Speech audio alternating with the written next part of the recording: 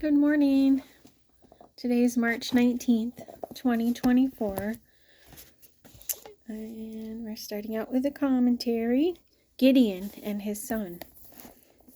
As if traditional military warfare were not difficult enough, the people of Ephraim and the people of Manasseh on both sides of the Jordan are the object of attack by Midianites from the east, who are the first people known to use camels in battle. With the mobility provided by the camels, the Midianites are able to force many of the Israelites to live in caves away from their crops, which are being destroyed. God raises up Gideon, an unlikely leader who only reluctantly takes command of the outnumbered forces. Gideon's initial battle with the Midianites is an exciting example of the power of God, which is available whenever one is overwhelmed by an enemy. Gideon is well aware that his victories are really God's. Therefore, he refuses to allow the people to make him their king. Even when he makes a golden ephod, which some of the people later use in an idolatrous manner, Gideon does so to honor the true God of Israel. One of Gideon's sons, Abimelech, does not have the same strength of character as his father, and actively seeks to be a king. In the process, Abimelech kills his many brothers. Although he manages for a time to reign over some of the people of Manasseh near Shechem, he is neither one of the judges raised up by God, nor a true king of Israel. Abimelech is but a sorry example of a son who refuses to follow in the steps of a righteous father. Judges 6, verse 1, and this is 1184 BC, approximately.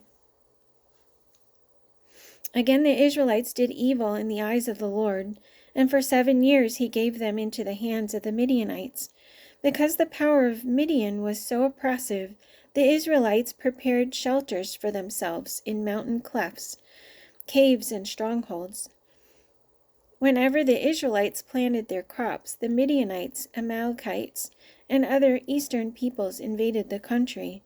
They camped on the land and ruined the crops all the way to Gaza, and did not spare a living thing for Israel, neither sheep nor cattle nor donkeys. They came up with their livestock and their tents like swarms of locusts. It was impossible to count the men and their camels. They invaded the land to ravage it. Midian so impoverished the Israelites that they cried out to the Lord for help.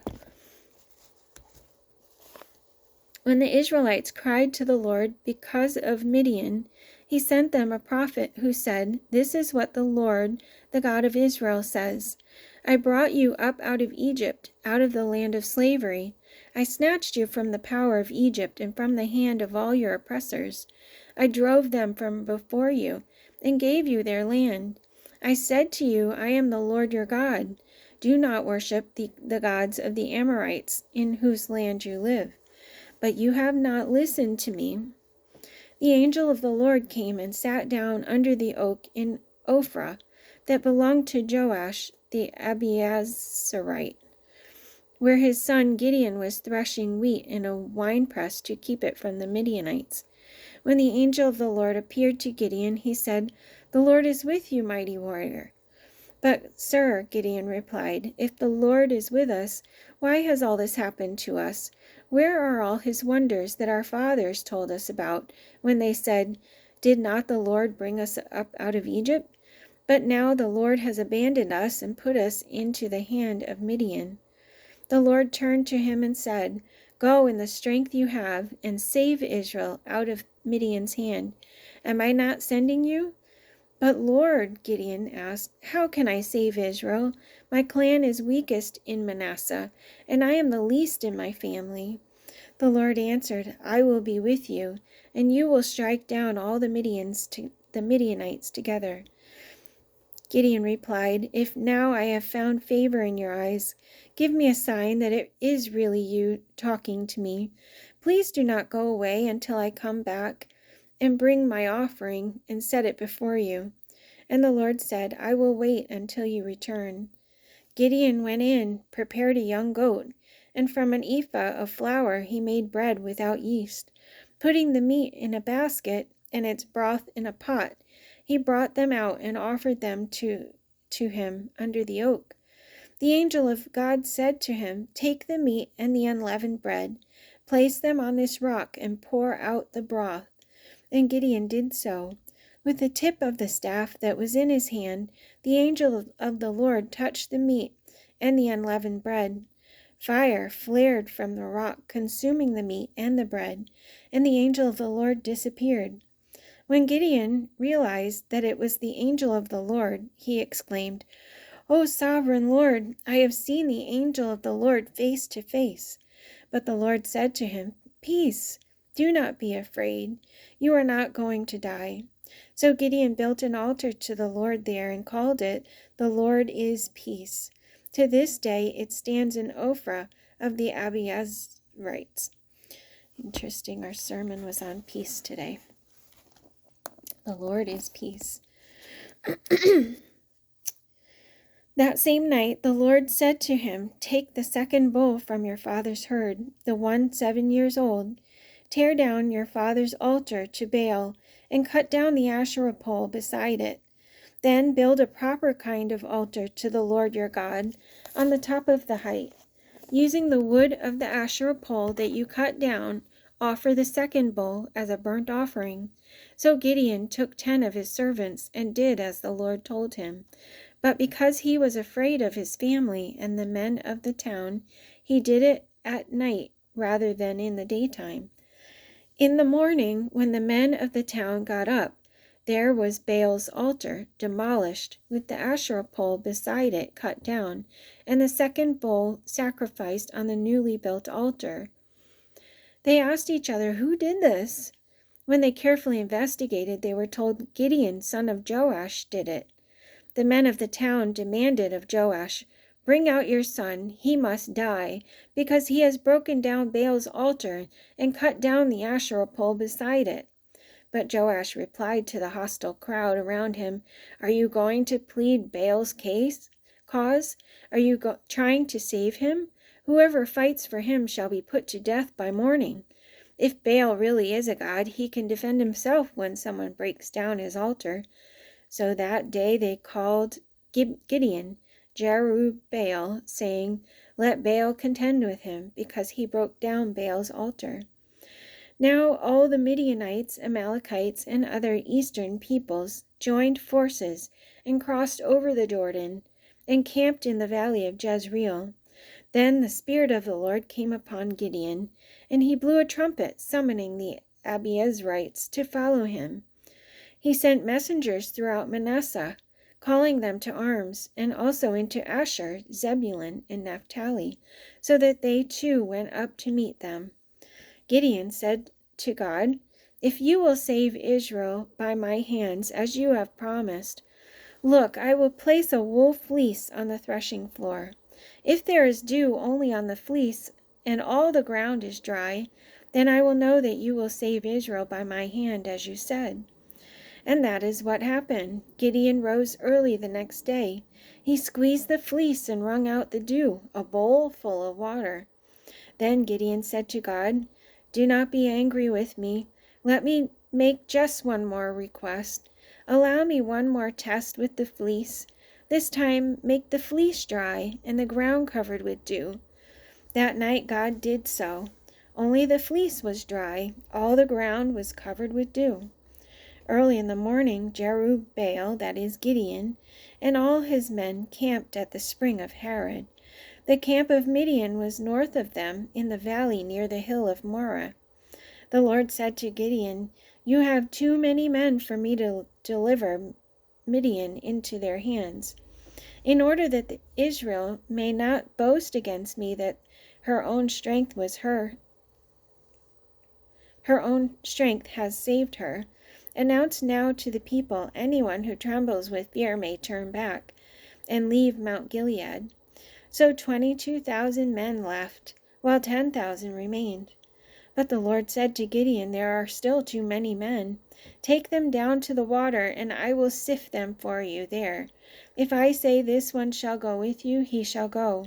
But if I say this one shall not go with you, he shall not go. So Gideon took the men down to the water. There the Lord told him, separate those who lap the water with their tongues, like a dog, from those who kneel down to drink.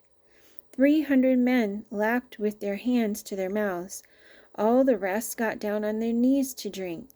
The Lord said to Gideon, with the 300 men that lapped, I will save you and give the Midianites into your hands.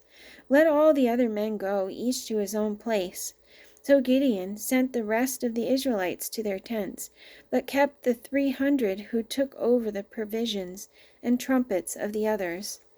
Now the camp of Midian lay below him in the valley. During that night the Lord said to Gideon, get up, go down against the camp, because I am going to give it into your hands. If you are afraid to attack, go down to the camp with your servant Purah, and listen to what they are saying. Afterward you will be encouraged to attack the camp. So he and Purah, his servant, went down to the outposts of the camp. The Midianites, the Amalekites, and all the other eastern peoples had settled in the valley, thick as locusts. Their camels could no more be counted than the sand on the seashore. Gideon arrived just as a man was telling a friend his dream. I had a dream, he was saying. A round loaf of barley bread came tumbling into the Midianite camp. It struck the tent with such force that the tent overturned and collapsed. His friend responded, this can be nothing other than the sword of Gideon, son of Joash, the Israelite. God has given the Midianites and the whole camp into his hands. When Gideon heard the dream and its interpretation, he worshipped God. He returned to the camp of Israel and called out, get up!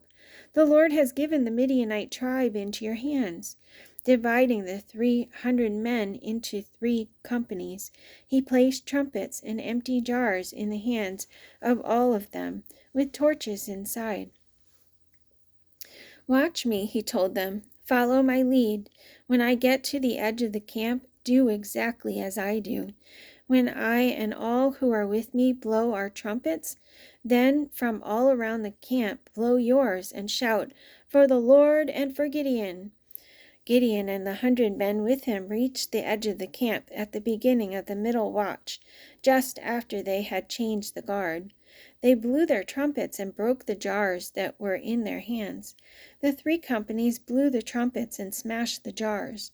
Grasping the torches in their left hands and holding in their right hands the trumpets they were to blow, they shouted, a sword for the Lord and for Gideon.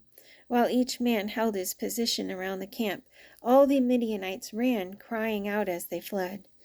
When the 300 trumpets sounded, the Lord caused the men throughout the camp to turn on each other with their swords.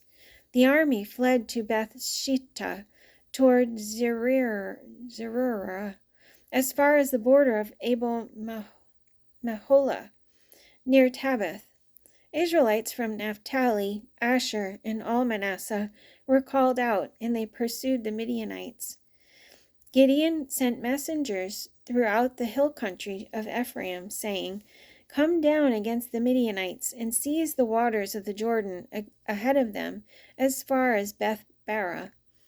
So all the men of Ephraim were called out, and they took the waters of the Jordan as far as Beth-barah. They also captured 2 of the Midianite leaders, Oreb and Zeb. They killed Oreb at the rock of Oreb, and Zeb at the winepress of Zeb. They pursued the Midianites and brought the heads of Oreb and Zeb to Gideon, who was by the Jordan. Now the Ephraimites asked Gideon, why have you treated us like this? Why didn't you call us when you went to fight Midian? And they criticized him sharply. But he answered them, what have I accomplished compared to you? Aren't the gleanings of Ephraim's grapes better than the full grape harvest of Abiezer? God gave Oreb and Zeb, the Midianite leaders, into your hands. What was I able to do compared to you?" At this, their resentment against him subsided. And that's it for today. See you tomorrow.